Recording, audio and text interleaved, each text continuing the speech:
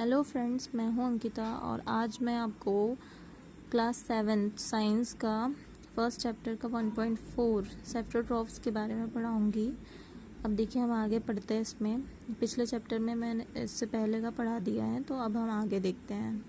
देखिए, आगे है, you might have seen packets of mushroom sold in the vegetable market. You may have also seen fluffy umbrella-like patches growing in the moist soil on rotting wood during the rainy season.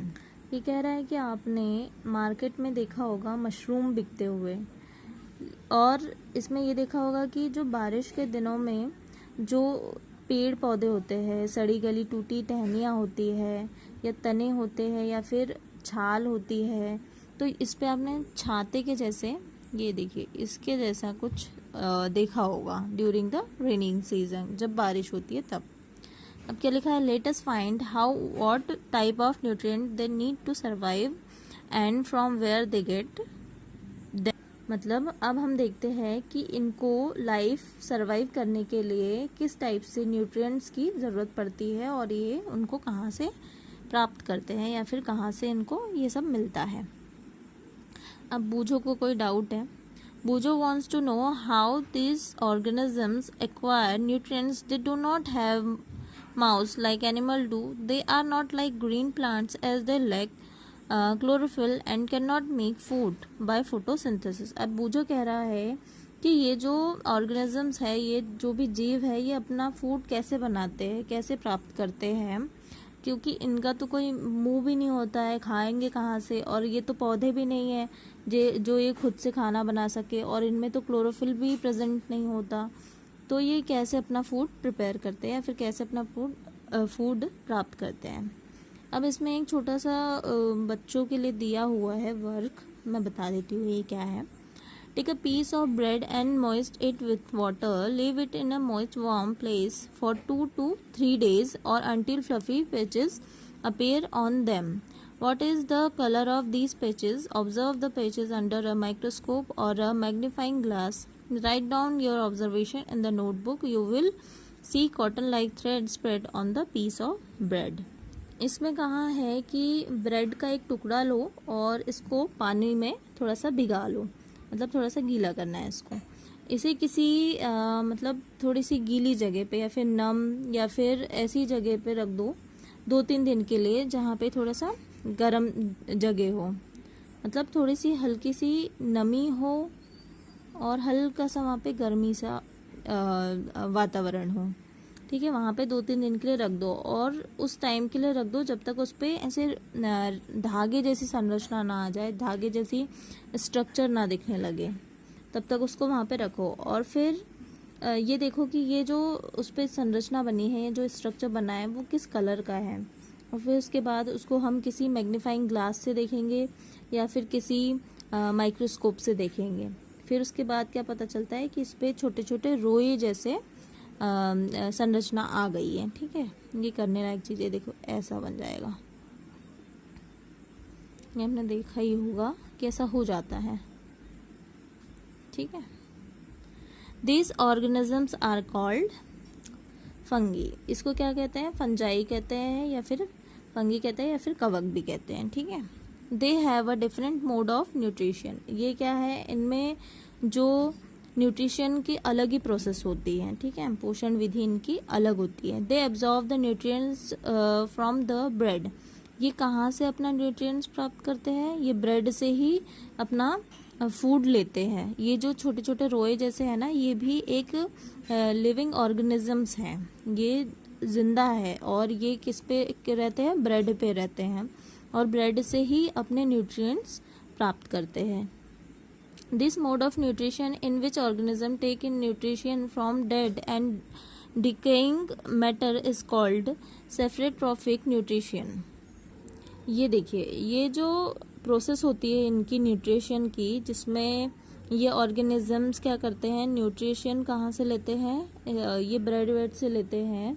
तो मतलब ये ऐसे dead और सड़ने वाली वस्तुओं के इस पे रहते हैं, और उस पे क्या करते हैं, अपना जो क्या कहना चाहिए, पाचन तंत्र वाला जो पाचन रस होता है, डिकाइंग मैटर जो इसके अंदर होता है, वो इसके अंदर रिलीज करते हैं ये। और फिर उसके बाद क्या करते हैं, उसको साधारण विलेय के रूप में परिवर्तित कर देते हैं, यानी इसको छोटे छोटे पार्ट्स में डिवाइड कर देते हैं। और फिर उसके बाद क्या करते हैं, ये उस विलयन का भोजन जो है उसके रूप में अवशोषण करते हैं, मतलब उसको उसके फॉर्म में अपने अंदर लेते हैं।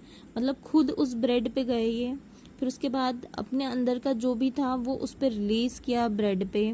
फिर क्या हुआ, वो ब्रेड जो है वो छोटे छोटे टुकड़ों में बट गई, मतलब उसके पार्ट जो है वो छोटे छोटे टुकड़ों में डिवाइड हो गया। ये देखो यहाँ पे आपको दिख रहा होगा। और फिर उसके बाद ये उसको ऑब्जर्व करते हैं, यानी लेते हैं।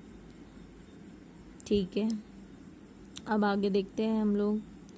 सच organisms with saprotrophic mode of nutrition are called saprotrophs. मतलब ये जो इस टाइप का भोजन लेते हैं या फूड लेते हैं, इनको हम क्या कहते हैं, सेप्रोट्रॉप्स कहते हैं। ठीक है। Fungi also grow on pickles, leather, clothes and other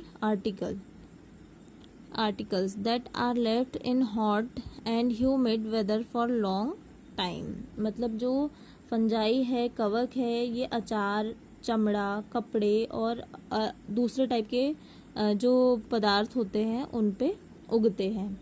ये उन ऐसे प्लेसेस पे भी उगते हैं जहाँ पे क्या होता है, थोड़ी सी नमी सी होती है और थोड़ा सा उष्ण सा होता है, यानी ह्यूमिड वेदर होता है, जहाँ पे हल्की सी गर्मी सी होती है। During the rainy season they spoil many things. और जब ये बारिश का समय होता है, ये बहुत सी चीज़ें स्पॉइल कर देते हैं। Ask your parents about the menace of fungi in your house. The fungal spores are generally present in air when they land on wet and warm things. They germinate and grow. इसमें क्या बोला है कि normally देखा जाए तो जो fungi होते हैं या फिर कवक होते हैं, उनके बीजाणु यानी जो स्पोर्स होते हैं ना इसके अंदर, वो हमारे चारों ओर जो वायु है उसी में प्रेजेंट होते हैं, या फिर जो हमारे चारों ओर हवा है उसी के अंदर प्रेजेंट होते हैं। ठीक है।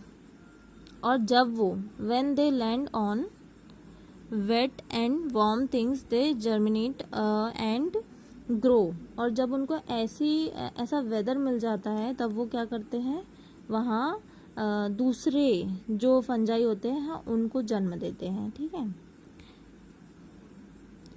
Now can you figure out how we can protect our things from getting spoiled?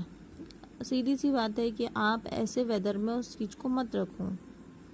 Some organisms live together and share both shelter and nutrients. This relationship is called symbiosis.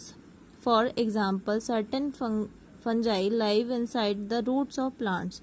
The plants provide nutrients to the fungus, and in return the fungus provide water and certain nutrient. अब कुछ ऐसे organisms होते हैं जो क्या कहते हैं, एक साथ साथ रहते हैं और अपना जो शेल्टर या फिर आवास होता है और जो उनके न्यूट्रिएंट्स होते हैं वो एक दूसरे के साथ बांटते हैं। इनको क्या कहते हैं, सिम्बायोसिस कहते हैं, या फिर हिंदी में इसको सहजीवी संबंध कहते हैं। फॉर एग्जाम्पल, जैसे कि कुछ आपने देखा होगा कि कुछ फंजाई होते हैं जो पेड़ों की जड़ों के ऊपर रहते हैं या फिर पेड़ों की जड़ों में रहते हैं। ठीक है। The plants provide nutrients to the fungus and in return the fungus provides water and certain nutritions. जो वो होता है, प्लांट होता है, वो क्या करता है, जो फंगस होता है उसको पोषण देता है, यानी न्यूट्रिएंट देता है, और बदले में क्या होता है कि वो वाटर और पोषक, ये दोनों के उसको क्या मिलता है, अवशोषण में सहायता मिलती है। इसका मतलब ये होता है कि उसको ऑब्जर्व करने में हेल्प मिलती है। ठीक है। अब आगे देखते हैं। इन ऑर्गेनिजम्स कॉल्ड लिंचेंस, इसको क्या बोलते हैं, लाइकेन्स कहते हैं, लाइकेन कहते हैं इनको। ये जो दोनों साथ साथ में रह के अपना न्यूट्रिएंट्स शेयर करते हैं, इसको क्या कहते हैं? लाइकेंस कहते हैं। अ chlorophyll containing partner which is an alga and a fungus live together। इसमें क्या होता है कि दो पार्टनर्स होते हैं जिसमें कि एक शैवाल यानी कि एल्गा होता है और दूसरा क्या होता है? हमारा फंगस होता है। ये दोनों पार्टनर्स है, ये दोनों साथ में रहते हैं। The fungus provide shelter, water and minerals to the alga. In return the alga prepares and provide food to the fungus. अब क्या होता है कि जो हमारा फंजाई होता है वो क्या करता है? एल्गा को यानी शैवाल को रहने के लिए जगह देता है और पानी और जो न्यूट्रिशन होता है, तत्व होते हैं, उसको उपलब्ध कराता है। और बदले में जो शैवाल होता है यानी जो एल्गा होता है वो क्या करता है? वो फोटोसिंथेसिस के द्वारा, मतलब प्रकाश संश्लेषण के द्वारा जो भोजन होता है या फूड होता है वो किसको देता है? फंजाई को देता है। तो आज के लिए इतना ही। 1.5 मैं अगले चैप्टर में आपको पढ़ाऊंगी। Thank you so much. अगर वीडियो पसंद आए तो लाइक शेयर एंड सब्सक्राइब ज़रूर कीजिए। ठीक है, थैंक यू।